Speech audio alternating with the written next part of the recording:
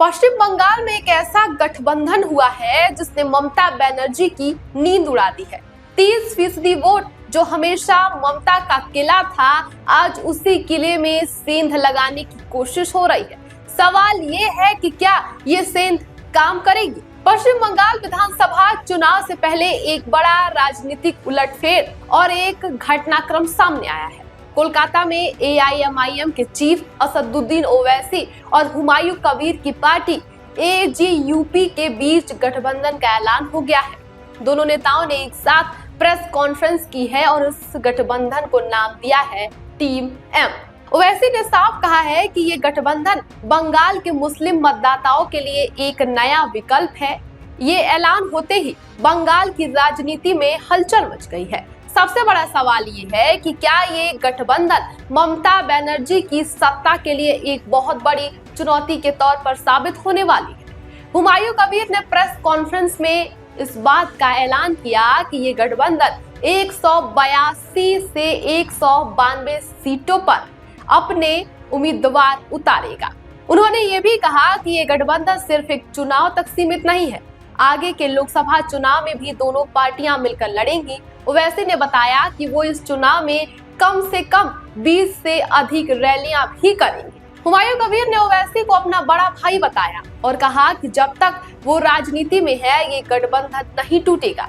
ये पूरा ऐलान ऐसे वक्त में हुआ है जब बंगाल चुनाव की तारीखें करीब आ रही हैं और हर पार्टी अपना समीकरण बनाने में एकजुट और अधिक ताकतवर नजर आ रही है। अब समझिए कि इस गठबंधन से ममता बनर्जी को कितना ज्यादा नुकसान हो सकता है। राजनीतिक जानकारों का कहना है कि पश्चिम बंगाल में मुस्लिम मतदाता करीब 30% है। यह आंकड़ा बंगाल की राजनीति में हमेशा से एक बहुत बड़े निर्णायक के तौर पर काम करता हुआ आया है। ममता बनर्जी की तृणमूल कांग्रेस की जीत का एक बड़ा आधार मुस्लिम वोट बैंक हमेशा से ही रहा है। उत्तर बंगाल के मालदा, उत्तर दिनाजपुर, मुर्शिदाबाद जैसे इलाकों में मुस्लिम मतदाताओं की संख्या बहुत अधिक है और ये वही इलाके हैं जहां ये गठबंधन सबसे ज्यादा असरदार हो सकता है। ओवैसी के नाम की पहुंच और हुमायूं कबीर की जमीनी पकड़ मिलकर एक नया समीकरण भी बना सकती है। हालांकि राजनीतिक विशेषज्ञ ये भी कह रहे हैं कि नाराजगी और वोट में बदलाव के बीच एक लंबा फासला होता है। ओवैसी की पार्टी का राष्ट्रीय स्तर पर चुनावी इंतजाम देखें तो वो बड़े पैमाने पर सीटें जीतने में कामयाब नहीं रही है, लेकिन बंगाल की खास परिस्थितियां, हुमायूं कबीर की स्थानीय पहचान और मुस्लिम मतदाताओं में दिख रही नाराजगी, ये सब मिलाकर इस गठबंधन को नजरअंदाज नहीं किया जा सकता है।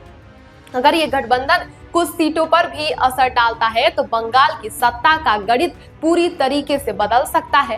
बंगाल चुनाव का ये नया समीकरण आने वाले हफ्तों में और दिलचस्प होता जाएगा। लेकिन इन सबके बीच गौर करने वाली बात यह है कि AIMIM चीफ असदुद्दीन ओवैसी ने जो दाव चली है, वो दाव काफी असरदार भी हो सकता है, क्योंकि बीते दिनों अगर इस पार्टी के रिकॉर्ड को देखें तो चाहे वो महाराष्ट्र हो, उन्होंने काफी अच्छा प्रदर्शन किया है। ऐसे में अगर बंगाल में वो उतरते हैं और खास तौर पर जब उनकी पार्टी का किसी अन्य पार्टी के साथ गठबंधन होता है, तो ये ममता बनर्जी के लिए एक बहुत बड़ी वीक पॉइंट साबित हो सकती है। फिलहाल इस खबर पर आपकी क्या राय है, हमें कमेंट बॉक्स में जरूर बताएं।